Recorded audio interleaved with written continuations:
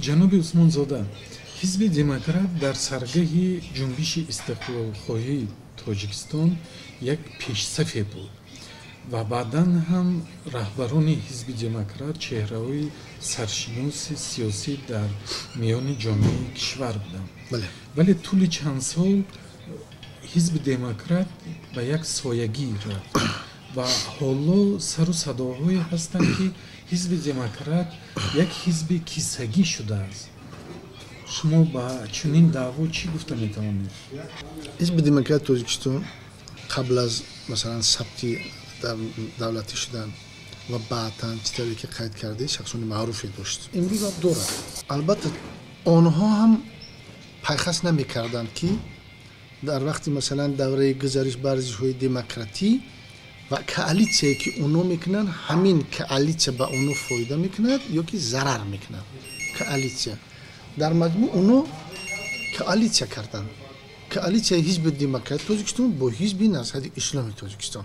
Азбаски ҳизби назҳати ислом аз номи ислом истифода бурда таваҷҷӯҳи мардума бештар ба худаш мекашид, мардуми оддии камсавода мекашид, нуфузи бисёртар пайдо кард ва бо дастгирии албатта омилҳои берун аз давлат, яъне нуфузи бисёртар гирифт ва дар ҳамин омехтагӣ ва дар тақсимоти мансабу давлату арзишҳои масалан давлатдорӣ, давраи масалан барпо шудани ваҳдати миллӣ ва дигар, дар ҳамин як платформаи масалан платформаи сиёсӣ фақат ҳизби демократ буд. яъне ҳизби назҳати ислом бо истифода аз платформаи сиёсии ҳизби демократи тоҷикистон бо ҳукумат гуфтушунид кард ва дар ҳамин ҷа анамун нерӯи ӯ пахш кард. ҳизби демократа шахсони бонуфуз бисёраш ба онҳо масалан дуруст намеомад. онҳо намехостанд ки намин коалитсия дар ҳамун сатҳи бошад, ба ҳамун рангам обутоб биёбад ва дар натиҷа анамин коҳиш ёфт. анамин имиҷи ҳизби демократ аз ҳамун коалитсия коҳиш ёфт.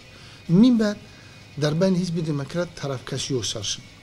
барои он сар шуд ки барои коалитсияи нодуруст буд дар тақсимоти вазифаву дигар 30% дигар ҳизби демократа қариб ки ба назарам нагирифтанд ва умуман дигар ҳизбам намешумурданд. барои ҳизби назаришон дар корам набуд, чунки автомат дар дасти ҳизби назари ислом буд. ҳангоми ваҳдати миллӣ дар дасти ҳизби демократ ягон автомат набуд ва дар маҷмӯъ ба як хулоса омадем масалан 23 декабри соли 2012 ки ҳизби демократи тоҷикистон роҳу равиши конструктивро пеш гирифтааст. яъне мо тамоми масалан камбудии ҷомеаро мебинем, вале ҳамаи ина на ба тавре ки масалан ҳамина ба омма пахш мекунем. албатта дар як сатҳи мегӯем ки ҳамуна омма қабул кунад, мардум қабул карда битавонад. дар дигар ҳолат ҳама ина ба таври навишт, таҳлил ва бо пешниҳодҳо аз номи ҳизб ба ҳукумати ҷумҳурии тоҷикистон пешниҳод мекунем. барои расидан ба ҷомеаи комилан демократӣ тоҷикистонро чанд соли дигар боз зарур аст? процесси яъне давраи гузаштан аз як арзишҳои зиндагӣ ба арзишҳои дигари зиндагӣ ё арзишҳои давлатдорӣ, ин процесси дурударози на кам аз 50 солро мегирад. на кам аз 50 сол.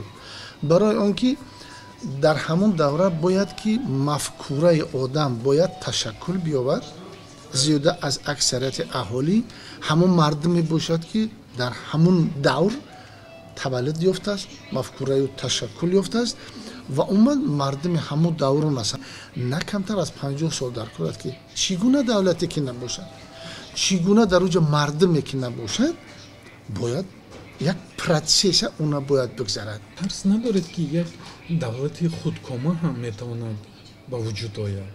давлати худкома авторитарӣ. бибинед, барои расидан ба масалан арзишҳои демократӣ давлат масалан ва ҳамун ҳизбе ки масалан намояндаи ҳизб масалан сарвари давлат аст, барномаи рушди давлата муайян мекунад. мушкило дар ҳамин аст ки мо мардум зиёда аз аксарият 99% мардум мусалмон аст. баъзе арзишҳои демократӣ ба арзишҳои исломӣ онқадар туғрӣ намеояд. таъмини молии фаъолияти ҳизби демократ аз кадом ҳисоб таъмин мешавад?